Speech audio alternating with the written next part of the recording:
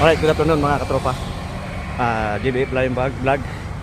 For today's video mga katropa ay nag-hit training tayo mga katropa. Alas 2 ng hapon. Alright. Sinubukan kong kunin yung 25 minutes. 25 minutes tapos 5 kilometers. So na-hit ko naman 23 minutes yung nakuha ko. So nag-stop na ako mga katropa. So yan, panatilihin lang natin na palaging masigla at malakas ang aking katawan mga katropa.